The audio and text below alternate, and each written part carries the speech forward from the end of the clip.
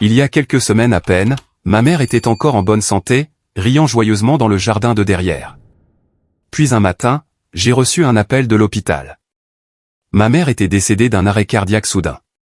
Les funérailles ont eu lieu sous la pluie et mon père. Il n'est pas venu. Alors qu'on descendait le cercueil dans la tombe, il était à Hawaï, main dans la main avec sa jeune maîtresse, souriant à l'appareil photo. Je me suis tenu silencieusement devant la tombe de ma mère, essayant de me convaincre que tout était fini. Mais cette nuit-là, mon téléphone s'est allumé. Un message est arrivé du numéro de ma mère. Je ne suis pas morte. Viens à la tombe maintenant. J'ai figé. Sans réfléchir, je me suis précipité dehors sous la pluie, mon cœur battant comme s'il allait éclater. Le cimetière était silencieux, les lampadaires vacillants se reflétant sur la pierre tombale de ma mère. Et puis, à travers le brouillard blanc et brumeux, j'ai vu une silhouette debout devant sa tombe. Bonjour, je m'appelle Oliver Harris. J'ai 33 ans et je vis à Portland, dans l'Oregon, où de douces pluies tombent et la rivière Willamette coule aussi calmement qu'une berceuse. De l'extérieur, ma vie pourrait sembler être une image parfaite. Je travaille comme architecte pour un prestigieux cabinet d'urbanisme. J'ai une femme merveilleuse nommée Audrey, une psychologue dont le sourire dissipe tous les soucis, et un fils de 5 ans, Nathan, aux yeux vifs et aux questions sans fin. Nous vivons dans une maison en bois moderne nichée au bord de la rivière, où la lumière du soleil matinal filtre à travers de grandes fenêtres en verre, jetant une lueur dorée et chaleureuse sur la table du petit déjeuner. Chaque jour, je me réveille, je prépare du café, j'écoute les rires d'Audrey avec Nathan dans la cuisine, et je me dis que j'ai vraiment de la chance. Mais, vous savez, aucune image n'est jamais vraiment parfaite, peu importe avec quel soin elle est peinte. Derrière l'éclat des jours heureux, il y a toujours des ombres que les gens évitent de regarder. Et mon ombre commence peut-être avec ma famille élargie, avec mon père et ma mère. Mon père, Leonard Harris, est un grand nom dans le monde de l'immobilier à Portland. À 65 ans, il dirige toujours Harris Capital, une société d'investissement immobilier renommée avec des projets s'étendant de l'Oregon à la Californie. C'est un homme soigné, toujours vêtu de costumes parfaitement taillés, sa voix calme et tranchante, comme si chaque mot qu'il prononce était soigneusement calculé. Pour les étrangers, il est une icône de succès. Mais pour moi, il est un mur de pierre, froid, inaccessible, et me faisant toujours sentir que je ne suis jamais assez bien. Je me souviens d'une fois où j'ai remporté mon premier prix de design à 25 ans. Je l'ai montré avec enthousiasme à mon père. Il a jeté un coup d'œil au certificat et a dit d'un ton neutre, « Bon travail, Oliver. » Mais travailler pour quelqu'un d'autre, c'est juste travailler pour quelqu'un d'autre. Ces mots m'ont coupé comme un couteau. Même si j'étais habitué à ce qu'il minimise mes réalisations. Pour lui, j'étais toujours juste un architecte travaillant pour quelqu'un d'autre, pas l'héritier de son empire immobilier. Il voulait que je reprenne Harris Capital, mais j'ai refusé. Je ne voulais pas vivre dans son ombre. Je ne voulais pas devenir une autre version de Leonard Harris. Ma mère, Eleanor, était tout le contraire. À 62 ans, elle conservait encore l'air doux et raffiné d'une professeure d'art. Elle avait pris sa retraite il y a quelques années, mais passait toujours son temps à peindre et à s'occuper du jardin de derrière. Chaque week-end, Audrey et moi amenions Nathan rendre visite à mes parents. Ces après-midi étaient toujours mes préférés. Maman emmenait Nathan au jardin, lui apprenant à planter des marguerites sauvages pendant que je réparais des étagères ou vérifiais la plomberie pour elle. Mon père était souvent occupé par son travail, alors il nous rejoignait rarement. Dans ces moments-là, maman me regardait, souriait et disait, « Tu es ma fierté, Oliver. Peu importe ce que dit ton père, je sais que tu as choisi le bon chemin. » Maman était toujours la médiatrice, essayant d'apaiser la tension entre mon père et moi. Je me souviens encore des fois où mon père se mettait en colère parce que je ne suivais pas ses désirs. Maman me prenait doucement à part, me tendait une tasse de thé et me racontait des histoires de sa jeunesse. Des jours où elle était une enseignante passionnée, montrant à ses élèves comment trouver la beauté dans les choses les plus simples. Elle était ma lumière, celle qui me faisait croire que je n'avais rien à prouver à personne, pas même à mon père. Ma vie continuait ainsi, en équilibre précaire entre les jours heureux avec Audrey et Nathan et les ombres de ma relation tendue avec mon père. J'essayais de ne pas trop penser à lui, à ses mots blessants ou à ses regards déçus. Je me disais que j'avais tout. Une petite famille chaleureuse, un travail qui a du sens, et une mère qui m'aimait inconditionnellement. Mais au fond de moi, je savais que cette paix était aussi fragile qu'une vitre où une seule fissure pouvait tout briser. Ce matin-là a commencé comme tous les autres. Je suis allé au bureau tôt, me préparant pour une réunion importante avec l'équipe de conception. Nous discutions des ajustements au plan d'un projet urbain écologique, et j'étais ravi de présenter mon idée d'un parc central bordé de sentiers ombragés. Ma collègue, Elena, a hoché la tête en signe d'approbation, et mon patron, Monsieur Daniels, a ri bruyamment. Oliver, tu essaies toujours de transformer Portland en forêt, n'est-ce pas? J'ai ri en retour, me sentant à l'aise dans l'atmosphère détendue de la salle de réunion.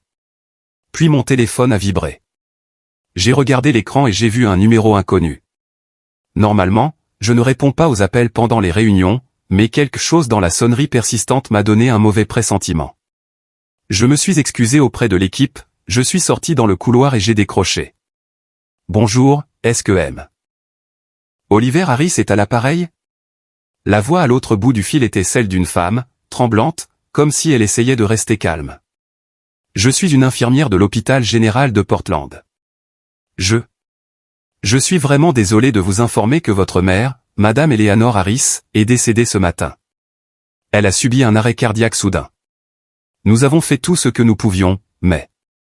Je n'ai pas entendu le reste de ces mots. Sa voix s'est estompée en un bourdonnement lointain et déformé, comme si je sombrais sous l'eau. Mon cœur battait la chamade, le sang affluait à mes oreilles, et j'ai senti le monde s'effondrer en un instant. Non, ai-je murmuré, ma voix se brisant. Non, vous vous trompez. Ma mère. Ma mère ne peut pas, je me suis arrêté, réalisant que je me parlais à moi-même. L'infirmière répétait encore ses excuses, mais je ne pouvais plus l'entendre. Vous dites que ma mère est morte d'une crise cardiaque, ai-je demandé à nouveau, ma voix tremblante, comme si poser la question suffisamment de fois changerait la réponse. Comment est-ce possible? Ma mère était en bonne santé. Elle n'avait aucun antécédent de problème cardiaque. Êtes-vous sûr que c'est ma mère, Eleanor Harris? Oui, monsieur, a répondu l'infirmière, sa voix s'adoucissant. Je suis vraiment désolé. Pouvez-vous venir à l'hôpital maintenant? Nous avons besoin que vous remplissiez des papiers. J'ai hoché la tête, bien que je savais qu'elle ne pouvait pas me voir. J'ai raccroché, restant figé dans le couloir, serrant toujours le téléphone. Tout autour de moi, les rires de la salle de réunion, la lumière du soleil filtrant par la fenêtre, le bruit de la circulation à l'extérieur, tout me semblait étranger, comme si j'étais piégé dans un terrible rêve. Je ne me souviens pas comment je suis retourné dans la salle de réunion pour m'excuser, ni ce que j'ai dit à Elena ou à Monsieur Daniels. Tout ce que je sais, c'est que je me suis précipité hors du bâtiment, je suis monté dans ma voiture et j'ai conduit dans un état second. La pluie a commencé à tomber, des gouttelettes striant le pare-brise comme si le ciel lui-même pleurait avec moi. Dans mon esprit, une question ne cessait de se répéter. Comment ma mère pouvait-elle être partie comme ça? Comment quelqu'un de si plein de vie pouvait-il disparaître en un seul instant? J'ai appuyé sur l'accélérateur et la voiture a filé à travers les rues familières de Portland, mais tout semblait soudainement étranger. La pluie s'est intensifiée, jetant un voile gris sur la ville. Les essuie-glaces grinçaient rythmiquement, comme un battement de cœur essayant de m'ancrer à la réalité, mais mon esprit était perdu. Je ne pouvais pas l'accepter. Ma mère, la femme au sourire doux, aux mains toujours tachées de terre de jardin et à la voix aussi chaude que la lumière du soleil, ne pouvait pas être partie comme ça. Pas d'une crise cardiaque insensée. J'ai serré le volant fermement, essayant de rester calme, mais ma poitrine se sentait écrasée sous une lourde pierre. Ma respiration était courte, saccadée, et j'avais l'impression de tomber dans un abîme sans fond. Je voulais crier, frapper mes mains contre quelque chose. Mais tout ce que je pouvais faire, c'était conduire, comme si garder la voiture dans sa voie m'aiderait d'une manière ou d'une autre à contrôler le chaos qui faisait rage en moi. Mais ça n'a pas aidé. Rien ne le pouvait. Puis les souvenirs ont afflué, comme des scènes d'un vieux film jouant au ralenti. Je me suis vu, un garçon de 10 ans, assis à la table de la cuisine dans l'ancienne maison de mes parents. Ma mère se tenait là, portant un tablier à fleurs, tenant un pinceau et une grande feuille de papier. « Well, regarde ça », disait-elle, sa voix douce comme une brise. Chaque ligne raconte une histoire. Tu n'as pas besoin de dessiner parfaitement. Dessine simplement avec ton cœur. Je restais assis pendant des heures, gribouillant des maisons et des arbres, et elle était toujours là, souriante, louant mes croquis maladroits. C'est au cours de ces après-midi que j'ai découvert mon amour pour l'architecture, pour la création d'espaces que les gens pourraient appeler leur foyer. Mais tous les souvenirs n'étaient pas chaleureux. Je me suis souvenu des fois où mon père entrait, ses yeux froids balayant mes dessins. À quoi sert tout ce gribouillage, Éléanore, disait-il, sa voix plate mais dégoulinante de dédain. Il doit apprendre à travailler sérieusement, pas à rêvasser comme toi. Ma mère restait silencieuse, serrant seulement ma main plus fort, comme pour me dire que je n'avais rien à lui prouver. Mais ces mots m'ont blessé, laissant de petites cicatrices qui n'ont jamais complètement guéri.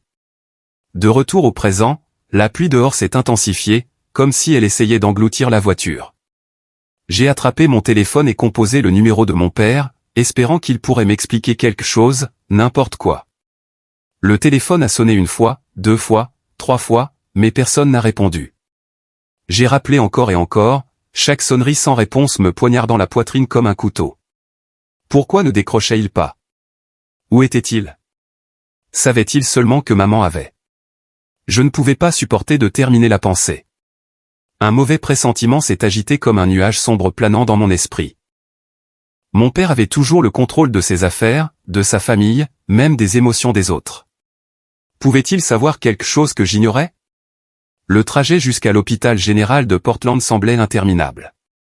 La pluie brouillait le pare-brise et je me suis forcé à me concentrer pour ne pas dévier de la route. Quand je me suis garé devant l'hôpital, mes mains tremblaient si fort que j'ai à peine pu ouvrir la portière. Je suis sorti, la pluie trempant mon manteau, mais je m'en fichais. J'ai couru dans le hall principal, le souffle court, le cœur battant sauvagement. La réceptionniste m'a regardé comme si elle m'attendait. « Monsieur Harris, par ici, s'il vous plaît. » J'ai été conduit dans un long couloir. L'odeur âcre d'antiseptique me donnait la nausée. Au bout du couloir, j'ai vu mon père. Léonard Harris, dans un costume gris parfaitement taillé, parlait à un médecin. Il avait l'air calme, trop calme, comme s'il discutait d'une transaction immobilière, pas de la mort de sa femme. Je me suis approché, ma voix se brisant. « Papa, qu'est-ce qui se passe? Est-ce que maman? Est-ce qu'elle est vraiment? » Mon père s'est tourné, ses yeux froids comme la pierre. « Oliver, tu es là. » Le médecin expliquait justement. « Ta mère a eu une crise cardiaque, un AVC. Ils n'ont pas pu la sauver. » Sa voix était stable. Pas une trace de tremblement, pas un soupçon de chagrin. Je l'ai fixé, cherchant le moindre signe de perte, mais tout ce que j'ai vu, c'était un mur impassible. Le médecin, un homme d'âge mûr avec des lunettes à monture fine, a pris la parole. « Je suis vraiment désolé, monsieur Harris. Madame Éléanore a été amenée ici ce matin, mais son cœur s'était arrêté avant que nous puissions intervenir. Il n'y avait aucun signe avant-coureur. C'était un AVC soudain. » Soudain? Ai-je presque crié, surprenant à la fois le médecin et mon père. Ma mère n'avait aucun antécédent de problème cardiaque. Il y a quelques semaines à peine, elle jouait avec mon fils, plantait des fleurs, riait. Comment a-t-elle pu? Qui l'a amenée ici? Qu'est-ce qui s'est passé? Mon père m'a coupé, sa voix sèche. Ça suffit, Oliver. Ne fais pas de scène. Ta mère est partie. Maintenant, nous devons nous occuper de la paperasse et préserver la dignité de la famille. Compris? Il a insisté sur le mot « dignité », comme si c'était la seule chose qui comptait maintenant. Je suis resté là, stupéfait. La dignité? Ma mère venait de mourir et il s'inquiétait de la dignité. Je voulais crier, l'attraper et exiger des réponses, mais je ne pouvais pas. Une infirmière s'est approchée, me tendant un sac avec les effets personnels de ma mère, un petit portefeuille, les boucles d'oreilles en perles qu'elle aimait, et un mouchoir brodé de marguerites. J'ai serré le mouchoir, sentant mon cœur se broyer. Le léger parfum de son parfum flottait sur le tissu, comme si elle était encore quelque part tout près. Mon père s'est détourné, sortant son téléphone et s'avançant dans le couloir pour parler à quelqu'un. J'ai regardé son dos, un frisson me parcourant l'échine. Quelque chose n'allait pas. Il était trop calme, trop détaché. La femme avec qui il avait vécu pendant plus de 30 ans était partie. Pourtant, il se tenait là, signant des papiers, passant des appels comme si c'était juste un autre jour au bureau. Je me suis affalé sur une chaise dans la salle d'attente, les affaires de ma mère toujours sur mes genoux. Le couloir de l'hôpital était froid, le bruit des pas et des conversations des infirmières résonnant comme s'ils venaient d'un autre monde. J'ai baissé les yeux sur le mouchoir, mes doigts traçant les marguerites brodées. Dans mon esprit, les images du sourire radieux de ma mère se mêlaient au regard froid de mon père. Le mauvais pressentiment s'est renforcé, comme un courant sous-jacent m'entraînant vers le fond. La mort de ma mère n'était pas simple. Je ne savais pas pourquoi, mais je le sentais au plus profond de mes os. 3 jours plus tard, je me tenais devant le cimetière à la périphérie de Portland, où le ciel gris semblait prêt à tout engloutir. La pluie avait cessé, mais l'air était lourd et humide, comme si les cieux eux-mêmes retenaient leur souffle pour dire adieu à ma mère. Je m'étais occupé de tout pour les funérailles, du choix du cercueil à l'arrangement des fleurs en passant par l'organisation de la cérémonie. Mon père n'a pas aidé du tout. Il a appelé la veille au soir, sa voix d'une froideur glaciale. Je suis occupé avec de la paperasse pour la succession. Peux-tu t'en charger? J'ai serré les dents et j'ai répondu, oui. Bien qu'à l'intérieur, je voulais crier et demander comment il pouvait être aussi insensible. Ma mère était sa femme, la femme qu'il avait soutenue pendant plus de 30 ans. Pourtant, il utilisait la paperasse comme excuse pour rester à l'écart. Je me tenais à la porte du cimetière, saluant les parents et les vieux amis de ma mère. Ils sont venus, m'ont serré dans leurs bras et ont offert des condoléances que je ne pouvais pas entièrement assimiler. Eleanor était une femme merveilleuse. Elle nous a quittés trop soudainement. Son sourire nous manquera. Chaque mot était comme un couteau, me rappelant que ma mère était vraiment partie. Mais ce qui me piquait encore plus le cœur, c'étaient les chuchotements dans mon dos. Où est Léonard? Pourquoi n'est-il pas là? C'est étrange. Un mari qui n'assiste pas aux funérailles de sa femme. Je les entendais, mais je gardais la tête baissée, essayant de préserver la dignité de la famille, comme mon père l'avait exigé. Je ne voulais pas qu'il voie notre famille comme un drame brisé. Audrey se tenait à mes côtés, sa main serrant fermement la mienne. Elle ne disait pas grand-chose, pressait juste assez doucement pour me faire savoir qu'elle était là, mon ancre dans cette tempête. Nathan, mon petit garçon, vêtu d'un costume noir trop grand pour lui, regardait autour de lui avec confusion. « Papa, où est mamie ?» a-t-il demandé, sa voix claire mais pleine d'incertitude. Je me suis agenouillé, je l'ai pris dans mes bras et j'ai ravalé mes larmes. « Mamie, elle est dans un bel endroit maintenant, mon grand. Elle plante des marguerites au paradis. » Nathan a hoché la tête, mais je savais qu'il ne comprenait pas. Comment un enfant de 5 ans pouvait-il comprendre une telle perte? Lorsque le cercueil de ma mère a été sorti, mes jambes ont semblé se transformer en pierre. Le cercueil en chêne était couvert de marguerites blanches, sa fleur préférée. J'ai marché derrière, chaque pas lourd, comme si je foulais un chemin sans destination. Les gens autour de moi inclinaient la tête, certains sanglotant bruyamment, mais tout ce que j'entendais, c'était les battements de mon cœur. Alors que le cercueil était descendu dans la tombe, je n'ai plus pu me retenir. Les larmes ont coulé, chaudes, et ont ruisselé sur mes joues. Elle me manquait. Son départ était trop soudain, trop insensé, comme un livre déchiré en pleine histoire. Audrey m'a entouré de ses bras, murmurant, « Tu n'es pas seul, Oliver. Je suis là. Nathan est là. » J'ai hoché la tête, mais à l'intérieur, je me sentais vide. Je voulais crier, demander pourquoi ma mère devait partir, pourquoi personne ne pouvait me donner d'explication. Mais je suis resté là, regardant les pelletées de terre recouvrir le cercueil, comme si j'enterrais une partie de ma vie avec lui. Mon père n'est pas venu. Pas un appel, pas un SMS, pas un seul mot d'inquiétude. J'avais espéré, ne serait-ce qu'un peu, qu'il apparaîtrait au dernier moment, qu'il se tiendrait là, même s'il ne pleurait pas. Même si c'était juste pour maintenir l'apparence d'un mari en deuil. Mais non, Léonard Harris a choisi d'être absent le jour où ma mère a été mise en terre. Son absence était comme une gifle, une trahison de tout ce que ma mère avait sacrifié pour cette famille.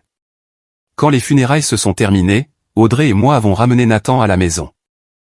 Notre maison en bois au bord de la rivière Willamette, autrefois remplie de rire, semblait maintenant étouffante de silence. Audrey m'a préparé une tasse de thé. « Ça va ?» a-t-elle demandé, ses yeux pleins d'inquiétude. J'ai secoué la tête, incapable de parler. J'ai pris mon téléphone, faisant défiler sans but, cherchant quelque chose à quoi me raccrocher. Puis j'ai ouvert la page des réseaux sociaux de mon père, ce que je faisais rarement. Ces publications n'étaient généralement que des photos de projets immobiliers, d'événements de dégustation de vin ou des citations clichés sur le succès. Mais cette fois, j'ai figé. Une photo est apparue, montrant mon père en costume blanc, debout à côté d'une jeune femme, beaucoup trop jeune, peut-être dans la trentaine. Il se tenait sur un balcon, souriant vivement, des verres de vin étincelant sous les lumières. La légende était courte, mais coupée comme un couteau, un nouveau chapitre dans la vie. J'ai senti le sang me monter à la tête, mon souffle se couper dans ma gorge. Ma mère avait été enterrée quelques heures plus tôt, et mon père, son mari, affichait publiquement un « nouveau chapitre » avec une inconnue. J'ai serré le téléphone, voulant le fracasser par terre, crier, le confronter sur le champ. Audrey a remarqué le changement dans mon expression et a demandé « Oliver, qu'est-ce qui ne va pas ?» Je lui ai tendu le téléphone, incapable de parler. Elle a regardé l'écran, ses yeux s'écarquillant, puis s'abaissant lentement, comme si elle ne pouvait pas y croire non plus. La douleur en moi a éclaté en rage, comme un feu de forêt. Je me suis levé et je me suis dirigé vers la bibliothèque où je gardais une vieille photo de mariage encadrée de mes parents. Sur la photo, ma mère était jeune et radieuse dans sa robe blanche, et mon père, bien que sévère, la regardait avec ce que je pensais autrefois être de l'amour. J'ai touché le cadre, mes doigts tremblants. « Maman » ai-je murmuré. « Qu'est-ce qui t'est arrivé? Pourquoi fait-il ça ?» Mon regard s'est durci, comme si une partie de mon cœur s'était transformée en glace. Le mauvais pressentiment n'était plus un courant sous-jacent subtil. C'était une tempête rugissant dans ma poitrine. La mort de ma mère n'était pas aléatoire. Je n'avais aucune preuve, aucune réponse, mais je savais au plus profond de moi que la vérité était cachée. Et moi, Oliver Harris, je n'arrêterai pas avant de l'avoir découverte. Cette nuit-là, après qu'Audrey se soit couchée et que la maison ait été engloutie par l'obscurité, je suis resté assis dans le salon, tenant le sac des effets personnels de ma mère rendu par l'hôpital. Le petit portefeuille, les boucles d'oreilles en perles et le mouchoir brodé de Marguerite. Des objets simples qui portaient le poids de toute sa vie. J'ai ouvert le portefeuille, mes doigts effleurant une vieille photo de moi et de Nathan qu'elle gardait toujours avec elle. Les larmes sont revenues, mais j'ai serré la mâchoire, essayant de les retenir. Je ne voulais plus pleurer. Je voulais comprendre. Je voulais savoir pourquoi ma mère était partie. Pourquoi mon père agissait comme si elle ne signifiait rien pour lui. Puis mon téléphone a vibré, un son sec et froid qui a brisé le silence de la pièce. J'ai regardé l'écran et mon cœur a semblé s'arrêter. Le numéro de ma mère est apparu, sans équivoque. Un court message. Je ne suis pas morte. Viens à ma tombe maintenant. J'ai figé, mes mains tremblant si fort que j'ai failli laisser tomber le téléphone. Était-ce une blague cruelle? Une erreur du système? Ma mère était morte. J'avais vu son cercueil être descendu dans la tombe, senti la terre froide recouvrir sa vie. Alors d'où venait ce message? J'ai fixé l'écran comme s'il allait me donner des réponses. Puis, les mains tremblantes, j'ai rappelé le numéro. Le téléphone a sonné une fois, 2 fois, puis s'est coupé brusquement, comme si quelqu'un à l'autre bout ne voulait pas répondre. J'ai rappelé encore et encore, mais seul le silence a répondu. Un instinct puissant a surgi en moi, comme un feu s'allumant dans ma poitrine. J'ai arrêté de réfléchir. J'ai bondi, j'ai attrapé une lampe de poche dans le tiroir, j'ai enfilé un imperméable et je me suis précipité dehors. Audrey dormait encore, et je ne voulais pas la réveiller. Je ne savais pas ce que je faisais, seulement que je devais me rendre au cimetière. Je devais trouver la vérité. La voiture a filé dans la nuit, une pluie fine tombant, brouillant le pare-brise. La route menant au cimetière, à la périphérie de Portland, était d'un noir d'encre, éclairée seulement par la faible lueur de mes phares. J'ai serré le volant, mon cœur battant comme s'il allait éclater dans ma poitrine. Le cimetière se dressait devant moi, froid et sinistre. Des rangées de pierres tombales se fondaient dans la pénombre comme des spectres silencieux. J'ai garé la voiture et je suis sorti, la pluie trempant mon manteau, glaçant ma peau. La lampe de poche dans ma main illuminait le chemin de terre menant à la tombe de ma mère. Chaque pas semblait peser 1000 kilos. Mais je ne pouvais pas m'arrêter. Je devais savoir. Je devais voir. En approchant de la tombe, j'ai figé. Une silhouette se tenait là, à quelques mètres, juste devant la pierre tombale fraîchement recouverte. Une silhouette frêle, tremblante, mais douloureusement familière. J'ai dirigé la lampe de poche et le faisceau a éclairé son visage. Ma mère. C'était elle, plus mince, ses cheveux emmêlés par la pluie, mais ses yeux toujours brillants, toujours chaleureux, toujours ma mère. Je suis resté planté là, incapable de respirer, incapable de croire mes yeux. Ce ne pouvait pas être réel. Ma mère était morte. Je l'avais enterrée. Où elle, a-t-elle murmuré, sa voix faible mais claire. Puis elle a éclaté en sanglots, ses frêles épaules tremblant. Je me suis précipité en avant, la serrant dans mes bras, les larmes coulant de manière incontrôlable. Elle semblait si réelle, c'était bouleversant. La chaleur de son corps, le léger parfum de son parfum, l'étreinte que je pensais avoir perdue à jamais. J'ai tremblé, pleurant et la serrant fort, terrifié que si je la lâchais, elle s'évanouirait comme un rêve. Maman. Maman. Je ne pouvais que répéter, ma voix se brisant. Comment? Comment es-tu en vie? Elle a pris ma main, ses doigts froids mais fermes. Elle a regardé dans mes yeux, son regard un mélange de douleur et de résolution. Tu ne peux dire à personne que je suis en vie, a-t-elle murmuré, sa voix tremblante comme si elle craignait que quelqu'un l'entende. Je t'expliquerai tout, Oliver. J'avais une raison de simuler ma mort. J'étais abasourdi. Un millier de questions inondaient mon esprit. Un plan? Qui l'avait aidé à faire ça? Pourquoi avait-elle dû simuler sa mort? Et pourquoi m'avait-elle choisi, moi? Me confiant ce message? Je voulais demander, comprendre, mais aucun mot ne sortait. La pluie continuait de tomber, légère et froide, nous enveloppant d'un fin voile de brume. Nous nous tenions là, à côté de sa tombe fraîchement recouverte, dans le cimetière sombre, comme deux fantômes perdus dans une histoire surréaliste. La peur et le mystère m'enveloppaient. Mais à cet instant, je savais une chose. Ma mère était en vie. Soudain, ma mère a attrapé ma main, m'éloignant de la faible lueur de la lampe de poche.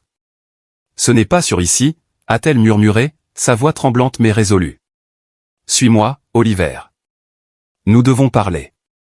J'ai hoché la tête, mon esprit encore sous le choc, et je l'ai suivi à travers les rangées de pierres tombales, le long d'un étroit sentier menant hors du cimetière. La pluie a trempé mon manteau, mais je ne sentais pas le froid. Les seuls sentiments qui me parcouraient étaient le choc, mêlé de joie et d'une peur sans nom. Elle m'a conduit à une vieille voiture garée au coin de la rue, une berline argentée délavée qui ne ressemblait à aucun véhicule que notre famille possédait. Elle a ouvert la portière et m'a fait signe d'entrer. J'ai hésité, la fixant, toujours incapable de croire qu'elle se tenait devant moi, en chair et en os. « Maman, tu es sûre que ça va ?» ai-je demandé, ma voix chancelante. Elle a simplement hoché la tête, ses yeux un mélange de tendresse et de tension. « Monte, mon fils. Je vais t'expliquer. » Nous sommes partis dans la nuit, ma mère au volant, tandis que j'étais assis à côté d'elle, serrant toujours le mouchoir brodé de marguerite. La maison où elle m'a emmené était nichée dans un coin de la périphérie de Portland, cachée derrière des rangées de vieux chênes. C'était une petite maison vétuste avec un toit de tuiles ébréchées et des fenêtres couvertes de lourds rideaux. Ma mère a coupé le moteur, a scruté les environs comme si elle craignait que quelqu'un l'observe, puis m'a fait entrer. L'intérieur était sobre, presque vide. Une table en bois, quelques chaises et un lit pliant dans le coin. Ce n'était rien comparé au luxueux manoir qu'elle avait partagé avec mon père. Elle m'a versé un verre d'eau, mais je n'ai pas bu. Je me suis assis, la regardant, attendant. Elle s'est assise en face de moi, ses mains fines étroitement jointes, comme pour s'empêcher de s'effondrer. « Je sais que tu es en colère », a-t-elle commencé, sa voix. « En colère que je t'ai caché ça, que je t'ai laissé endurer la douleur de me perdre. Mais tu dois comprendre, Oliver, je n'avais pas d'autre choix. » J'ai secoué la tête, essayant de réprimer la vague d'émotion. « Maman, pourquoi? Pourquoi as-tu dû faire ça? Pourquoi as-tu dû simuler ta mort? Et papa, est-ce qu'il a quelque chose à voir avec ça? » Le simple fait de mentionner mon père faisait bouillir mon sang. L'image de lui avec la jeune femme sur la photo des réseaux sociaux me transperçait le cœur comme un couteau.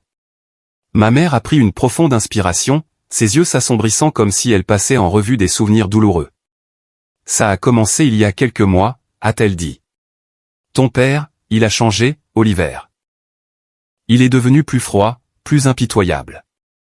J'ai découvert qu'il avait une liaison avec une jeune femme, une certaine Vanessa, qui travaille dans son entreprise. Il ne se cachait pas seulement. Il était flagrant, comme s'il voulait m'humilier. J'ai serré les poings, essayant de ne pas l'interrompre. Je m'en étais douté après avoir vu cette photo, mais l'entendre le confirmer était comme un coup de poing dans la poitrine. Elle a continué, sa voix tremblant de colère et de douleur. Quand je l'ai confronté, il n'a pas nié. Au lieu de cela, il m'a menacé. Il voulait que je lui cède des actifs, des parts dans l'entreprise, des propriétés, tout ce qui était à mon nom. Il a dit que si je n'étais pas d'accord, je y disparaîtrais. Disparaître? Ai-je répété, ma voix s'étouffant. Tu veux dire que papa a menacé de te tuer? Elle a hoché la tête, ses yeux rouges de larmes. Je n'étais pas sûr qu'il irait jusqu'au bout, mais j'ai senti le danger. Il a commencé à me surveiller, Oliver. J'ai trouvé des caméras cachées dans la chambre, dans le salon. Il se mettait en rage sans raison, et une fois, il m'a même bousculé quand j'ai refusé de signer les papiers. Une nuit, il a perdu le contrôle, criant que je regretterais de ne pas lui obéir. C'est là que j'ai su que je devais faire quelque chose pour me protéger. Je suis resté assis en silence, sentant le monde s'écrouler à nouveau. Mon père, l'homme que je pensais simplement autoritaire et froid. Pouvait-il être aussi cruel? Je me suis souvenu de son regard sans émotion à l'hôpital, de la façon dont il a signé les papiers à la hâte, comme si la mort de ma mère n'était qu'une autre tâche à cocher. Mais elle n'avait pas fini. J'avais une vieille amie à l'hôpital général de Portland, a-t-elle dit, sa voix plus stable, comme si elle racontait un plan soigneusement calculé. Elle s'appelle Martha. Je lui ai tout raconté, et elle a accepté de m'aider. J'ai prévu de simuler une crise cardiaque. La femme de ménage ne savait rien, alors quand je me suis effondré, elle a paniqué et a immédiatement appelé à l'aide. Tout s'est déroulé comme prévu. À l'hôpital, Martha a enregistré que j'avais fait un arrêt cardiaque et m'a aidé à sortir par une issue de secours. Ils ont utilisé un mannequin pour remplacer le corps. Tout le monde, y compris ton père, a cru que j'étais morte. J'ai écouté, la tête me tournant. Maman, tu as planifié tout ça. Mais pourquoi ne me l'as-tu pas dit? Sais-tu à quel point ça m'a fait mal de penser que tu étais parti? Ma voix s'est brisée, déchirée entre la colère et l'amour. J'ai pensé aux derniers jours, aux nuits blanches, aux larmes aux funérailles. Elle m'avait laissé endurer tout ça sans le moindre indice. Elle a baissé la tête, des larmes coulant sur ses joues. Je suis désolé, Oliver. Je voulais te le dire, mais je ne pouvais pas prendre le risque. Ton père, il est trop dangereux. S'il soupçonnait la moindre chose, je ne sais pas ce qui se serait passé. Je t'ai choisi parce que je savais que tu ne m'abandonnerais pas, parce que tu es le seul en qui j'ai confiance. Je l'ai regardée, le cœur déchiré. J'avais pitié d'elle, cette femme qui avait dû mettre en scène sa propre mort pour survivre. Mais j'étais aussi en colère. En colère d'avoir été tenu dans l'ignorance. En colère contre mon père, l'homme que j'appelais papa, pour l'avoir poussé à ce point. L'image de lui dans son costume parfait avec ce sourire froid me semblait maintenant une menace. Elle a saisi ma main, ses yeux résolus. Je n'avais pas d'autre choix, Oliver. Simuler ma mort était la seule façon de survivre et de le faire baisser sa garde. Mais maintenant, j'ai besoin de toi. Nous devons découvrir la vérité avant qu'il ne découvre que je suis toujours en vie. Je suis resté figé. Chaque mot de ma mère transperçait le choc, me saisissant comme un couteau. Dehors, la pluie battait sans relâche sur le toit de tôle, se mêlant aux respirations saccadées de ma mère et de moi dans la petite maison de banlieue. La faible lumière jaune projetait des ombres sur son visage émacié, soulignant les rides de peur et de résilience gravées sur ses traits. J'ai regardé ma mère, la femme que je pensais avoir perdue à jamais, et j'ai senti un feu s'allumer dans ma poitrine. La douleur, la rage et l'amour pour ma mère ont fusionné en une détermination froide. Je la protégerai, et je ferai payer mon père, Leonard Harris, pour ce qu'il avait fait. Mais je savais que ce n'était pas le moment d'agir impulsivement. Si ma mère avait raison, si mon père était vraiment aussi dangereux qu'elle le disait, nous avions besoin de preuves, d'un plan solide. J'ai serré sa main fermement, ma voix. Maman, je ferai tout ce qu'il faut pour t'aider. Mais j'ai besoin de savoir ce que tu veux que je fasse. Par où commençons-nous? Elle a soupiré. Ses yeux balayaient la pièce vide comme si elle cherchait un point d'ancrage. Nous avons besoin de preuves, Oliver. Des preuves de ce qu'il a fait. Pas seulement à moi, mais tout ce qu'il a caché dans le passé. Ton père est prudent, mais il est trop confiant maintenant. Il pense que je suis morte, que personne ne se met en travers de son chemin. C'est notre chance. J'ai hoché la tête, bien que mon esprit soit encore en ébullition. Je voulais crier, confronter mon père sur le champ, mais je savais qu'elle avait raison. Nous devions agir intelligemment, pas émotionnellement. Je garderai ce secret, maman, ai-je dit, ma voix plus stable que je ne l'aurais cru. Je ne le dirai à personne, pas même à Audrey ou Nathan. Mais tu dois me promettre que tu ne disparaîtras plus. Je ne pourrai pas supporter de te perdre une seconde fois. Elle a esquissé un sourire triste, me caressant doucement la joue, comme elle le faisait quand j'étais enfant. Je te le promets, Oliver. À partir de maintenant, je ne te cacherai plus rien. En rentrant chez moi cette nuit-là, j'avais l'impression de vivre dans deux mondes. L'un était la chaleureuse maison en bois au bord de la rivière Willamette, où Audrey et Nathan dormaient paisiblement, où je pensais autrefois que tout était parfait. L'autre était une sombre tempête où ma mère avait dû simuler sa mort pour survivre. Où mon père, l'homme que j'appelais papa, pourrait être bien plus impitoyable que je ne l'avais jamais imaginé. Je suis rentré discrètement, en faisant attention de ne pas réveiller Audrey. Elle était allongée dans le lit, sa respiration régulière, mais je ne pouvais pas la rejoindre. Je me suis assis dans le salon, fixant la photo encadrée de ma mère sur le petit autel, me demandant comment je pourrais garder ce secret à la femme que j'aimais plus que tout. Le lendemain matin, j'ai essayé d'agir normalement. J'ai préparé du café, fait des toasts pour Nathan et les conduit à la maternelle. Audrey m'a regardé, ses yeux pleins d'inquiétude. « Ça va, Oliver ?» a-t-elle demandé, sa main reposant légèrement sur mon épaule. « Tu as l'air de ne pas avoir dormi de la nuit. » J'ai forcé un sourire, essayant de cacher la tension. « Je vais bien, chérie. C'est juste que... je ne suis toujours pas habitué à ce que maman soit partie. » Audrey m'a serré dans ses bras et j'ai ressenti une pointe de culpabilité de ne pas lui dire la vérité. Mais j'avais promis à ma mère et je ne pouvais pas prendre le risque. Non pas parce que je ne faisais pas confiance à Audrey, mais parce que je craignais que la moindre erreur ne mette ma mère en danger.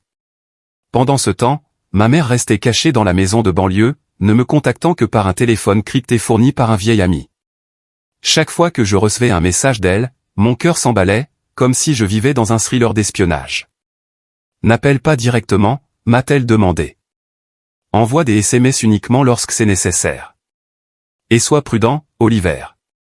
Ton père ne se laisse pas facilement berner. » Tandis que ma mère vivait comme un fantôme, mon père, Léonard Harris, se prélassait dans un style de vie somptueux. J'ai consulté ses réseaux sociaux et chaque publication me poignardait le cœur. Le voilà sur un yacht en Californie, le bras autour de la jeune femme nommée Vanessa, souriant comme s'il n'avait jamais perdu sa femme de 30 ans. Une autre publication de Las Vegas avec un verre de vin et une légende, la liberté, c'est vivre en accord avec soi-même. J'ai serré le téléphone, voulant le fracasser, mais je savais que je devais rester calme. Mon père était trop confiant, comme l'avait dit ma mère. C'était notre avantage. J'ai décidé d'utiliser son absence pour agir. Le manoir familial où j'ai grandi, où ma mère s'occupait autrefois de son jardin de marguerites, est devenu ma cible. Je savais que mon père avait un bureau privé où il gardait des documents importants. S'il y avait la moindre preuve de ce qu'il avait fait à ma mère, elle serait là. Un soir, après qu'Audrey et Nathan se soient endormis, j'ai conduit jusqu'au manoir. La nuit était d'un noir d'encre, avec seulement de faibles lampadaires éclairant la route menant à la maison. J'avais encore une clé, mais je ne voulais allumer aucune lumière ni attirer l'attention. Je suis entré, le cœur battant, me sentant comme un voleur dans ma propre maison d'enfance. Le bureau de mon père se trouvait au 2e étage, derrière une lourde porte en chêne avec une serrure électronique. Heureusement, je connaissais le code, l'anniversaire de ma mère, un détail qui me semblait maintenant à la fois amer et ironique. À l'intérieur, la pièce était telle que je m'en souvenais, un grand bureau en bois, des étagères remplies de classeurs, et la légère odeur de cuir. J'ai commencé à chercher, en faisant attention de ne rien déranger. Les tiroirs étaient pleins de contrats, de factures et de documents commerciaux de routine. Mais je savais que mon père n'était pas si simple. Il cachait toujours les choses importantes là où personne ne penserait à regarder. Après presque une heure de recherche, j'ai remarqué un panneau sur le mur derrière le bureau qui semblait déplacé. J'ai tapoté légèrement et j'ai entendu un son creux.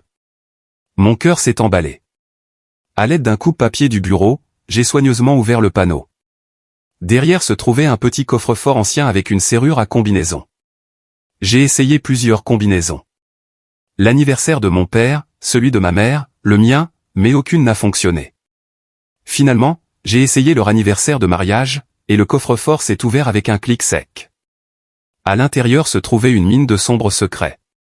J'ai trouvé des relevés bancaires montrant des transferts massifs vers des comptes offshore, Suisse, îles Caïmans, des endroits dont je n'avais entendu parler que dans les scandales financiers. Il y avait des contrats falsifiés avec la signature de ma mère, transférant des actions et des propriétés que je savais qu'elle n'aurait jamais accepté de céder. Mais ce qui m'a glacé le sang, c'était une petite clé USB, une vieille pile de journaux et quelques cassettes audio. J'ai branché la clé USB sur mon ordinateur portable, les mains tremblantes. Un fichier audio est apparu, enregistré il y a plus de 20 ans. J'ai appuyé sur lecture et la voix de mon père s'est fait entendre, dure et remplie de colère. « Tu penses pouvoir me contrôler pour toujours, Charles ?» criait-il. « Cette fortune m'appartient, pas à toi ni à ta fille. » La voix qui répondait était celle de mon grand-père. « Charles, calme mais ferme. Léonard, tu ne toucheras pas un centime à moins qu'Éléanore ne soit d'accord. Tu le sais. » La dispute s'est envenimée, les menaces de mon père devenant plus sombres, jusqu'à ce que l'enregistrement se coupe brusquement.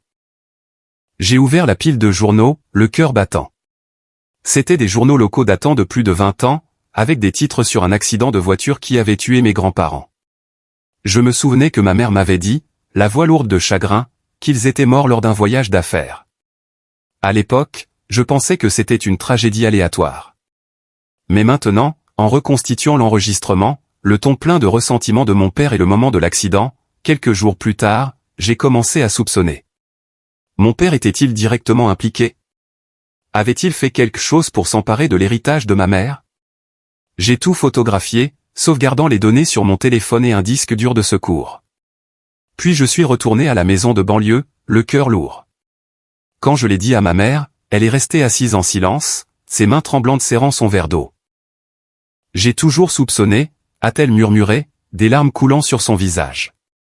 J'ai toujours senti que la mort de mes parents n'était pas normale, mais je n'avais aucune preuve, et je ne pouvais pas me résoudre à croire que Léonard pouvait aller aussi loin. J'ai pris sa main, sentant le monde s'écrouler à nouveau. « Maman, nous n'avons pas seulement affaire à un mari infidèle, » ai-je dit, ma voix tremblant de colère.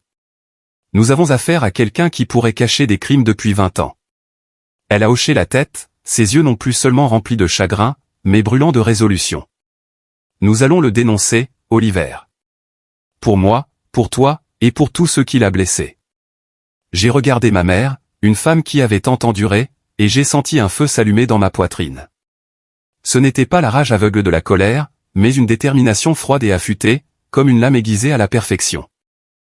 Mon père, Léonard Harris, avait bâti un empire sur les mensonges, la trahison et peut-être des crimes que je n'avais pas osé imaginer. Mais maintenant, il ferait face à la vérité, et ma mère et moi serions ceux qui tireraient le rideau. J'ai serré sa main, ma voix. Mais résolu. Maman, nous ferons ça de la bonne manière.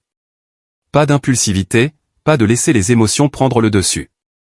Nous devons monter un dossier solide pour que, quand il tombera, il ne se relève pas, elle a esquissé un sourire faible mais ferme. Tu es vraiment mon fils, Oliver. Toujours méticuleux, toujours en train de réfléchir avant d'agir. Je connais quelqu'un qui peut nous aider. Charlotte Wells, une avocate spécialisée en finance et en succession. C'était ma meilleure amie à l'université. Si quelqu'un sait comment traiter les hommes comme ton père, c'est bien Charlotte. J'ai hoché la tête, sentant une lueur d'espoir dans l'obscurité. Alors, par où commençons-nous, maman? Les documents que j'ai trouvés, les relevés bancaires, les contrats falsifiés, l'enregistrement. Est-ce suffisant pour commencer? C'est assez pour commencer, a-t-elle dit, ses yeux s'illuminant. Mais nous avons besoin de plus. Ton père est prudent. Il ne se laissera pas prendre facilement.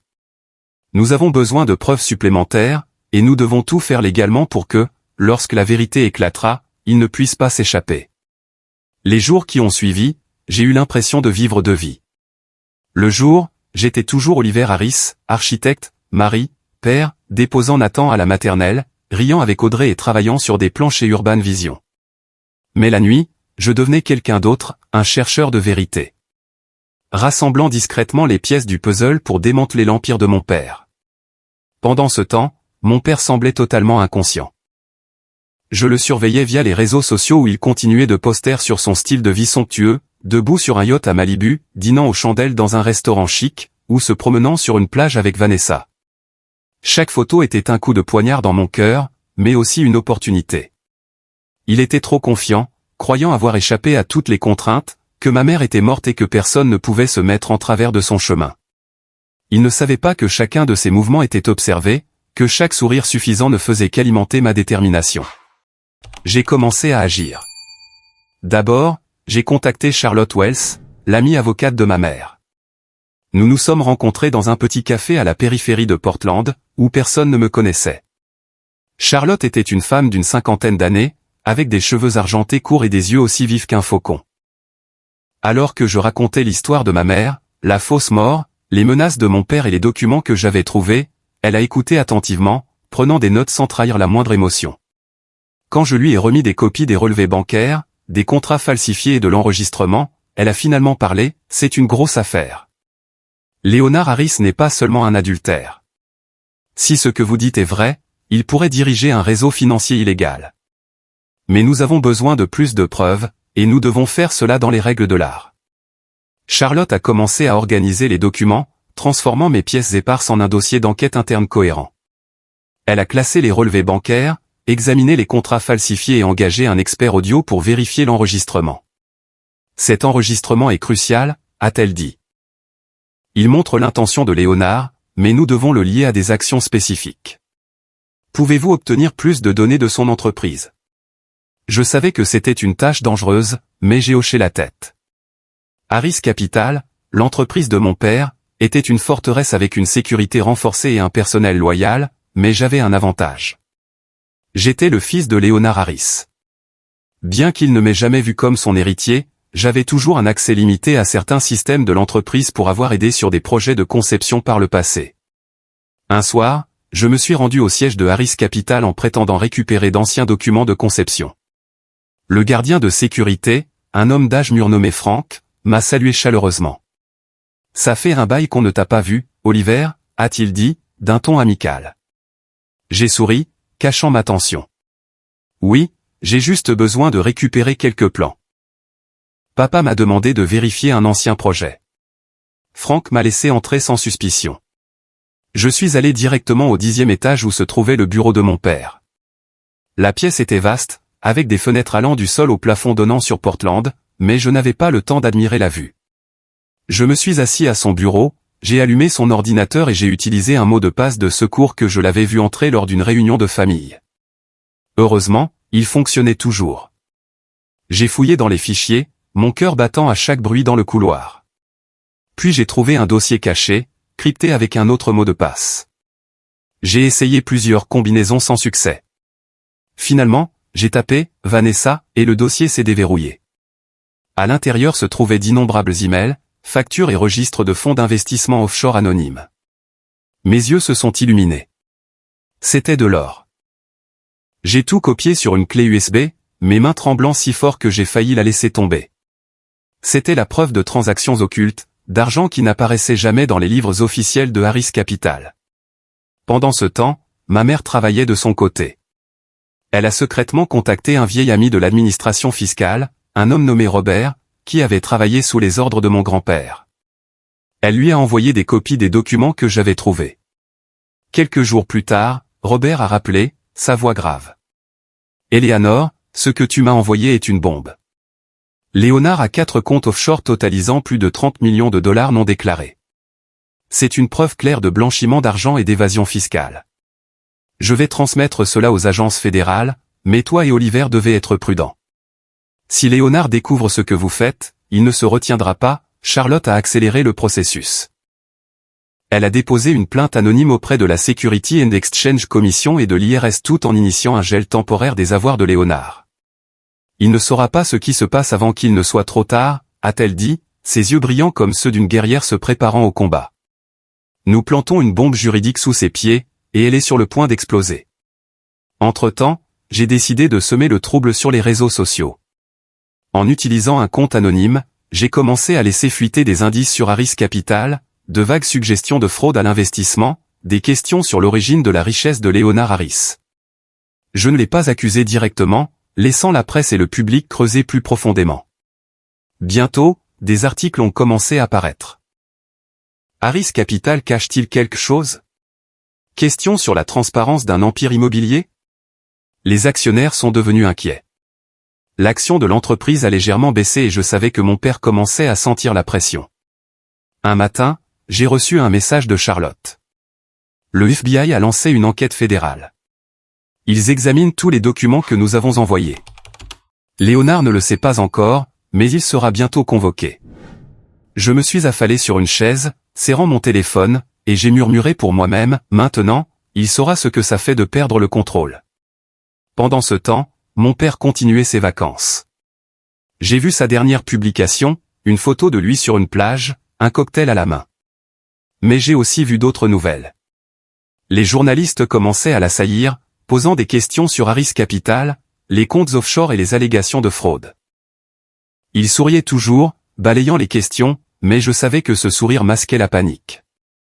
Il perdait le contrôle, et pour la première fois de ma vie, j'avais l'impression d'avoir le dessus. J'ai appelé ma mère, ma voix tremblant d'excitation et d'anxiété. Maman, tout se met en place. Le FBI est impliqué. Il ne s'en sortira pas, elle est restée silencieuse un moment, puis a parlé, sa voix à la fois résolue et peinée. Bien, Oliver. Mais souviens-toi, ce n'est pas une question de vengeance. C'est une question de justice pour moi, pour tes grands-parents, et pour tout ce qu'il a détruit. J'ai hoché la tête, bien qu'elle ne puisse pas me voir. La justice? Le mot a résonné dans mon esprit, une flamme directrice. Les jours qui ont suivi ont vu la tempête juridique que nous avions tranquillement semée éclater enfin. Un matin, j'ai allumé la télévision et j'ai vu le visage de mon père aux informations locales. Léonard Harris, président de Harris Capital, accusé de fraude à l'investissement et de blanchiment d'argent. La voix du présentateur retentissait, froide et sèche. Les grands journaux ont repris l'histoire. L'empire immobilier s'effondre. Les sombres secrets de Léonard Harris. Je suis resté assis en silence sur le canapé, serrant ma tasse de café, ressentant à la fois soulagement et tension. Harris Capital a plongé dans la crise. Les comptes bancaires de mon père ont été gelés, et ses partenaires stratégiques, ceux qui lui tapaient autrefois dans le dos lors de fêtes somptueuses, ont rapidement retiré leurs investissements et annulé les contrats. L'action de l'entreprise a chuté, et les réseaux sociaux ont été inondés de publications critiques et de commentaires furieux d'actionnaires et de clients. Mon père, l'homme qui contrôlait toujours tout, était maintenant acculé comme une bête au pied du mur. Je l'imaginais quelque part, peut-être dans un hôtel de luxe aux Bahamas, lisant les gros titres et réalisant que son empire s'effritait morceau par morceau. J'ai reçu un message de Charlotte. Léonard est de retour à Portland. Il essaie de contacter des avocats, mais personne ne veut prendre son cas. Le FBI est sur le point d'émettre un mandat d'arrêt. Sois prêt, Oliver. Ce sera bientôt fini. Mon cœur battait la chamade en lisant le message. Fini. Le mot semblait à la fois doux et terrifiant. Je voulais que mon père paie, mais je ne pouvais pas nier qu'il avait été mon père. Cet après-midi-là, mon téléphone a vibré. C'était lui. J'ai fixé son nom sur l'écran, sentant mon cœur s'arrêter. J'ai répondu, ma voix froide. Papa. Oliver. Sa voix était rauque, manquant de son calme mesuré habituel. As-tu vu les nouvelles? Ce sont des mensonges. Ils essaient de me ruiner. Tu dois m'aider, Oliver. Je l'ai écouté, chaque mot comme un couteau. Il n'a pas demandé de nouvelles de maman. N'a pas mentionné sa mort. N'a montré aucune once de remords. Juste la panique d'un homme qui perd tout. J'ai pris une profonde inspiration, gardant ma voix stable. Papa, je ne suis pas sûr de ce que je peux faire, mais si tu veux, nous pouvons nous rencontrer et parler en face à face au manoir ce soir. Il est resté silencieux un moment, puis a accepté, sa voix empreinte de suspicion. Très bien, 20 heures. Ne me déçois pas, Oliver. J'ai raccroché, les mains tremblantes. C'était l'occasion, non seulement de le confronter, mais de lui montrer la vérité, que maman était en vie, que ses crimes avaient été révélés. J'ai envoyé un SMS à ma mère, ce soir au manoir. Es-tu prête? Elle a répondu instantanément. Je suis prête, Oliver, mais sois prudent. Il n'acceptera pas la défaite facilement. À 20 heures, je me tenais devant le manoir familial, l'endroit qui avait été ma maison, celle de ma mère, et même celle de mon père. La maison semblait maintenant froide, une ombre de son passé. Je suis entré, j'ai allumé la lumière et j'ai eu l'impression d'entrer sur un champ de bataille. Mon père était déjà là, assis dans le salon, son costume gris froissé, ses yeux injectés de sang, comme s'il n'avait pas dormi depuis des jours. Un verre de whisky était posé devant lui, mais il ne buvait pas. Il fixait simplement le liquide ambré comme s'il y cherchait des réponses. « Well » a-t-il dit, sa voix lasse. « Tu es là. J'ai besoin de ton aide. L'entreprise s'effondre, et tout ça à cause de rivaux jaloux. Tu dois me soutenir. » Je suis resté immobile, regardant l'homme qui avait été un symbole de pouvoir à mes yeux. Maintenant, il semblait petit, frêle, comme un animal blessé. Mais je n'ai ressenti aucune pitié, seulement de la rage. « Papa » ai-je dit, ma voix glaciale. « Avant de parler de l'entreprise, n'as-tu rien à dire à propos de maman? À propos de ce que tu lui as fait ?» Il a froncé les sourcils, une lueur de lassitude dans ses yeux. « Ta mère est morte, Oliver. Tu le sais. Ne remue pas le passé pour me blâmer. » J'ai esquissé un faible sourire amer, sentant le couteau dans mon cœur se tordre. « Morte? Es-tu sûr? » Je me suis retourné, j'ai ouvert la porte du salon et ma mère est entrée. Eleanor Harris, en chair et en os, pas une hallucination. Elle se tenait là, frêle mais résolue, ses yeux flamboyants fixés sur mon père. Il a reculé en chancelant, le verre de whisky est tombé au sol et s'est brisé. Il a failli s'effondrer, s'agrippant à la chaise, son visage pâle comme s'il avait vu un fantôme. « Eleanor » a-t-il murmuré, sa voix tremblante. « Non, c'est impossible. Tu es morte. » Ma mère s'est avancée, sa voix sèche et froide. « Léonard, pensais-tu pouvoir me tuer si facilement? Pensais-tu pouvoir tout prendre, mes biens, ma famille, même ma vie, sans en payer le prix ?» Il a secoué la tête, ses yeux passant de la panique à la colère. « De quoi parles-tu? C'est une sorte de blague? Oliver, c'est toi qui es derrière ça, n'est-ce pas? Vous conspirez tous les deux pour me piéger. » Je me suis avancé, me tenant à côté de ma mère, ma voix calme mais lourde de poids. « Papa, arrête de faire semblant. Nous savons tout. Les comptes offshore, les contrats falsifiés, comment tu as menacé maman pour t'emparer de ses biens. Et puis il y a mes grands-parents.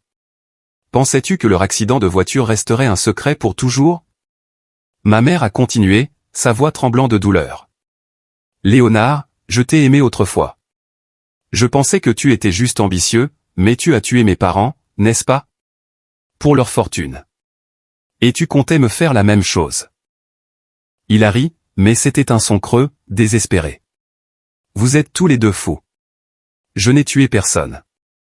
C'était un accident. Et toi, Eleanor, tu penses pouvoir mettre en scène une fausse mort pour me ruiner? Tu n'as aucune preuve. » J'ai sorti mon téléphone et j'ai joué le fichier audio, la dispute entre lui et mon grand-père d'il y a plus de 20 ans. Sa voix remplie de ressentiment menaçait mon grand-père à propos de la fortune. En l'écoutant, son visage a pâli, mais il a quand même essayé de crier, « Ça ne prouve rien. Vous me calomniez. » Mais avant qu'il ne puisse en dire plus, le son des sirènes de police a retenti à l'extérieur. La porte s'est ouverte en grand et des agents fédéraux ont fait irruption, les armes au fourreau, les yeux froids. Un officier s'est avancé, brandissant un mandat d'arrêt. « Léonard Harris, vous êtes en état d'arrestation pour blanchiment d'argent, fraude à l'investissement et complicité de meurtre. » Il a été menotté là, dans la maison qui avait été un symbole de son pouvoir. Les journalistes attendaient déjà dehors, les flashs crépitants, capturant le moment où l'homme autrefois salué comme l'icône du succès de Portland était emmené comme un criminel. Alors qu'on l'escortait, mon père s'est retourné, ses yeux un mélange de haine et de désespoir. « Tu le regretteras, Eleanor » a-t-il grogné. Mais ma mère est restée là, silencieuse, ses yeux non plus remplis de douleur, mais de la résolution de quelqu'un qui avait gagné. Mais ce n'était que le début. L'affaire contre Léonard Harris est rapidement devenue un véritable cirque médiatique national. Les journaux du matin et du soir, les grands quotidiens et les publications virales sur les réseaux sociaux se sont tous concentrés sur lui. Non plus l'entrepreneur à succès, mais le cerveau d'un sombre réseau financier. Les charges étaient clairement énoncées, blanchiment d'argent, fraude à l'investissement, évasion fiscale et complicité dans la mort de mes grands-parents. Ma mère et moi avons été appelés comme témoins clés au procès. Le jour où nous sommes entrés dans la salle d'audience, mon cœur battait la chamade, non pas par peur, mais par la prise de conscience que c'était le moment final pour confronter mon père. La salle était bondée de gens, de journalistes, d'avocats et d'anciens partenaires commerciaux de mon père, qui le regardaient maintenant avec des yeux inconnus. Il était assis sur le banc des accusés, son costume gris froissé, ses cheveux visiblement plus blancs, son visage émacié. Il ne m'a pas regardé, ni ma mère, il a simplement baissé les yeux, le regard vide, comme un homme qui avait tout perdu. Quand ma mère a pris la barre, je l'ai vue plus forte que jamais. Elle a tout raconté, les années de menaces de mon père, les fois où il l'a pressé de signer des documents, et ses soupçons sur la mort de mes grands-parents. Sa voix n'a pas vacillé, n'a pas faibli, comme si toute sa douleur s'était transformée en force. J'ai dû simuler ma mort pour survivre, a-t-elle dit, en regardant directement mon père. Mais je n'ai pas fait ça par vengeance. Je l'ai fait pour protéger mon fils, pour protéger ce qui restait de ma famille. Mon père a baissé la tête davantage, n'offrant aucune réponse, aucune défense. Je savais qu'il n'avait plus rien à dire. Quand ce fut mon tour, je me suis levé et j'ai regardé mon père une dernière fois. « Tu as dit un jour que je n'étais pas assez bien, » ai-je dit, ma voix calme et sèche. « Mais je n'ai pas besoin de ton approbation. J'ai juste besoin que ma mère soit en sécurité et que la vérité soit révélée. » Il a finalement levé les yeux, son regard vide, comme si son âme avait abandonné son corps. Je ne savais pas s'il ressentait du remords, mais je savais une chose. L'homme devant moi n'était plus mon père. Le procès s'est terminé par une peine de 30 ans de prison. Tous les biens de mon père ont été saisis, et Harris Capital a officiellement fait faillite. Plusieurs hauts responsables ont été enquêtés pour leur implication. Et le sombre réseau financier que mon père avait bâti au fil des ans a été complètement démantelé. La presse a qualifié cela du plus grand scandale que Portland ait jamais connu. Mais pour moi, ce n'était pas juste une affaire. C'était la fin d'un cauchemar et le début d'un nouveau chapitre. Après le procès, ma mère et moi sommes devenus le centre de l'attention. Les médias l'ont surnommée « la femme revenue d'entre les morts », transformant son histoire en un symbole de résilience. Ma mère, avec sa nature douce mais résolue, a choisi de s'éloigner des projecteurs. Elle a vendu l'ancien manoir, l'endroit qui avait été une maison mais aussi une prison dans ses dernières années avec mon père. Les bénéfices de la vente ont été reversés à une fondation soutenant les femmes victimes de violences domestiques et de manipulations financières. Je n'ai plus besoin de cette maison, m'a-t-elle dit, sa voix douce. Elle ne me rappelle que les jours où j'ai vécu dans la peur. Elle a déménagé dans une petite maison sur la côte de l'Oregon où elle a vécu paisiblement, plantant des marguerites sauvages et peignant. Chaque fois que je lui rendais visite, je la voyais dans le jardin, les mains couvertes de terre, son sourire aussi radieux que jamais. Elle enseignait la peinture aux enfants du quartier, partageant des histoires sur la recherche de la beauté dans les choses simples. En la regardant, je savais qu'elle s'était retrouvée, n'étant plus une ombre de Léonard Harris. J'ai changé, moi aussi. J'ai quitté Urban Vision, ne voulant plus être lié à de grandes entreprises. Au lieu de cela, j'ai ouvert un petit studio appelé Eleanor Design, spécialisé dans les espaces verts et les logements communautaires. Mon objectif était simple mais clair, construire des maisons que les gens craignaient autrefois de retrouver. Chaque projet était une façon de guérir, non seulement pour moi, mais pour d'autres qui avaient vécu dans des maisons pleines de blessures, comme ma mère et moi. Quand Audrey a appris toute la vérité sur ma mère et ce que j'avais fait, elle est restée sans voix, sous le choc. « Oliver, pourquoi ne m'as-tu rien dit ?» a-t-elle demandé, les yeux rouges de larmes. Je lui ai pris la main, je me suis excusé de l'avoir tenue dans l'ignorance et j'ai expliqué que je ne voulais pas l'entraîner dans le danger. Elle m'a serré dans ses bras, murmurant « Je suis fier de toi, mais ne me cache plus jamais rien, d'accord ?» J'ai hoché la tête, sentant un poids se lever de ma poitrine. Audrey et Nathan sont restés mes plus grands piliers. Nous rendions souvent visite à ma mère. Les voyages sur la côte de l'Oregon sont devenus une joie pour toute la famille. Nathan courait dans son jardin de marguerites en riant pendant qu'elle lui apprenait à dessiner un dinosaure. Audrey et ma mère s'asseyaient sur le porche, sirotant du thé et bavardant comme de vieilles amies. En les regardant, mon cœur se réchauffait. C'était ma famille. Pas parfaite, pas glamour, mais remplie d'amour et de sincérité. Au fil du temps, l'affaire de Léonard Harris s'est estompée, mais ses échos persistaient profondément dans mon esprit. Chaque fois que je passais devant l'ancien bâtiment de Harris Capital, maintenant juste une coquille de béton vide avec une pancarte poussiéreuse, à louer, je ne ressentais plus de haine. Au lieu de cela, je ressentais une pointe de regret, non pas pour mon père, mais pour l'homme qu'il aurait pu être. Il avait tout, une famille, une carrière et la chance de vivre une vie qui a du sens. Mais il a choisi la cupidité, la trahison et s'est finalement perdu. J'ai commencé à écrire mon histoire, non pas pour que le monde la lise, mais pour Nathan. Un jour, quand il sera plus grand, je veux qu'il la lise et comprenne que la vie ne se résume pas à ce que l'on accomplit, mais à la manière dont on fait face à ses défis. Et j'ai écrit sur la plus grande leçon que j'ai apprise, la justice, ce n'est pas la vengeance, mais le courage de défendre ce qui est juste, même si cela signifie se dresser contre sa propre famille. Nathan, mon petit garçon, est ma plus grande lumière. Je passe plus de temps avec lui enseignant l'honnêteté, la gentillesse et la protection des personnes vulnérables. Un jour, alors que nous dessinions dans le jardin de ma mère, Nathan a levé les yeux et a demandé « Papa, est-ce que mamie est une super-héroïne ?» Elle a battu le méchant. J'ai ri, lui ébouriffant les cheveux. Tu as raison, mon grand. Mamie est une super-héroïne, mais pas parce qu'elle a battu le méchant. C'est une super-héroïne parce qu'elle n'a jamais abandonné, peu importe à quel point la vie était dure. Ces après-midi avec ma famille, sous les couchers de soleil rougeoyants de la côte de l'Oregon, m'ont appris la vraie valeur du bonheur. Il ne réside pas dans les fêtes extravagantes, les gratte-ciel imposants ou l'approbation des autres. Le bonheur, c'est s'asseoir avec Audrey, l'écouter parler d'un patient qu'elle a aidé à surmonter sa douleur. C'est regarder Nathan courir et rire sans souci. C'est regarder ma mère, la femme revenue d'entre les morts, et la voir vivre en accord avec elle-même. Un soir, alors que nous étions assis autour de la table du dîner dans la maison de ma mère au bord de la mer, j'ai levé les yeux vers Audrey, Nathan et ma mère. Ma voix était rauque mais remplie d'émotion quand j'ai dit, avant, je pensais que le bonheur, c'était de réussir, d'être reconnu par les autres. Mais après tout ce que j'ai appris, le bonheur, c'est de vivre sans peur et de pouvoir garder la tête haute en se disant, je n'ai pas trahi ma conscience. Ma mère a pris ma main, ses yeux brillants. Tu m'as rendu fier, Oliver, a-t-elle dit. Audrey a souri, posant sa main sur mon épaule, et Nathan, avec de la confiture de fraises encore sur les lèvres, a ajouté, papa est mon super-héros. Nous avons éclaté de rire. Et à ce moment-là, j'ai su que, peu importe à quel point le passé avait été douloureux, nous avions trouvé la lumière. Nous nous étions trouvés.